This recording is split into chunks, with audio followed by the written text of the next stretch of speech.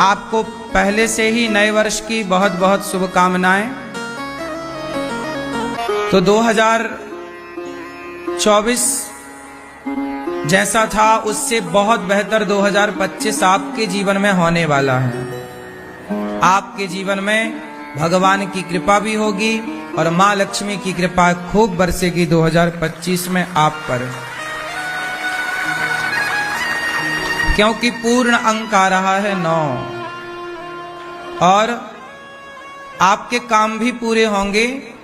पर कुछ बातों का ख्याल रखिएगा और वह बातें हैं कि इस 2025 की शुरुआत हम लोग एक अच्छा संकल्प लेकर करें। आज हम अच्छा संकल्प लें कि 2025 की शुरुआत हम अच्छे काम से शुरू करेंगे। 2025 में प्रयास करें, कोशिश करें कि हम ज्यादा से ज्यादा पैसे बचाएं, खर्चों को कम करें, पहला।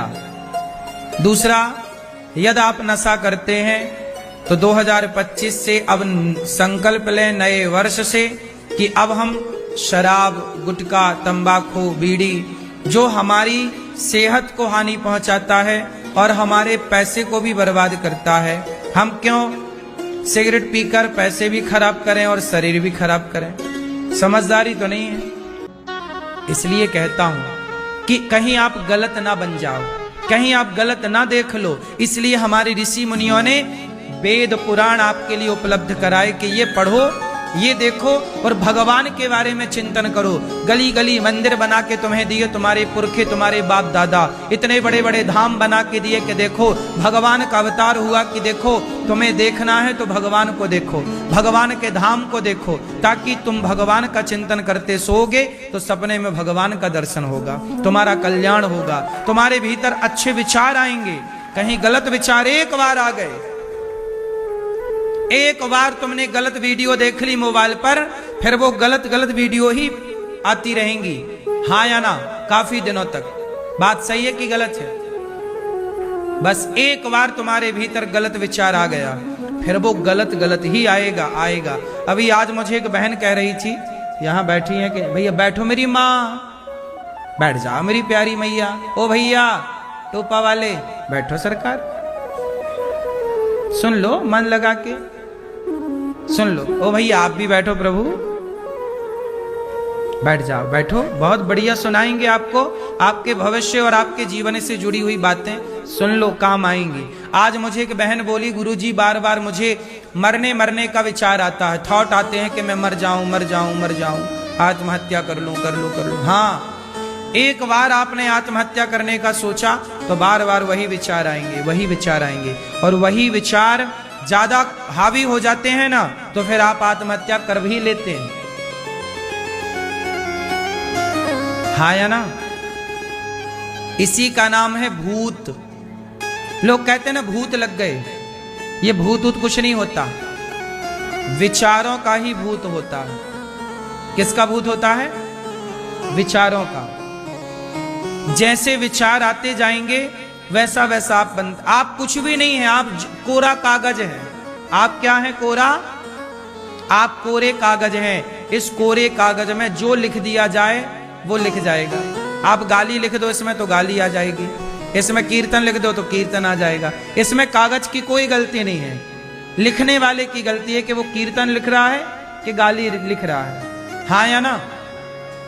उसी तरह आपका हृदय कोरा कागज है। आपने संगति जो की वो लिखता चला गया, जो विचार आने दिए। इसलिए कहता हूं कि गलत विचार आए तुरंत गलत विचार को रोको। मन में कोई लड़की का, कोई पुरुष का, कोई पराये धन का, कोई आत्महत्या का ऐसा कोई गलत विचार आए, तुरंत उस गलत विचार को रोको और तुरंत अपने आप को भगवान में लगाओ, तुरंत कीर्तन करने लग जाओ, श्री कृष्ण गोविंद हरे मुरारी। जैसे ही आप कीर्तन करेंगे वो विचार रुक जाएगा, स्टॉप। तुरंत आप मंदिर जाओ, तुरंत मंदिर जाके बैठ जाओ ध्यान लगा के भगवान का। तुरंत आप सत्संग अटेंड कर लो, सत्संग सुन लो। जैसे ही आपके मन में गलत विचार आया और आपने गलत विचार नहीं रोका तो वो गलत विचार कुछ भी करा सकता। रावण के अंदर सीता मां को चुराने का पहले एक विचार ही तो आया कि रावण ने पहले चुराया फिर विचार आया। बताओ पहले क्या आता है, क्या आता है? रावण का भी विचार हुआ तो रावण ने पूरा प्रोसेस किया, मारीच को सोने का मृग बनाया, सीता मैया के आगे भेजा, सीता मैया मोहित हो गई और फिर रावण चुपचाप साधु बन के आया। ये रावण की पूरी प्लानिंग थी, पूरा विचार था, पूरा रोड मैप बना के रखा था उसने, ऐसे ऐसे स्टेप बाय स्टेप ये करना है। ये सारे गलत विचार करता गया और गलत विचार आते गए, उस गलत विचार पर अमल करता गया। रावण जैसे ज्ञानी का भी सत्यानाश हो गया। नहीं हुआ? आप ज्ञानी हैं इसका मतलब ये नहीं कि गलत विचार नहीं आ सकते। रावण जैसे ज्ञानी का भी गलत विचार आ सकता है और वो गलत विचार, रावण का सर्वनाश किसने किया?